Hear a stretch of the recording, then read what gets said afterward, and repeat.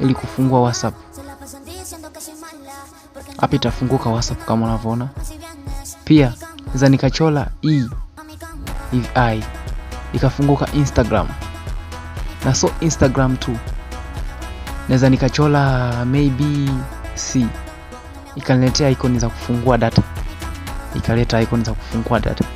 Je, na unataka simu yako iwe hivyo?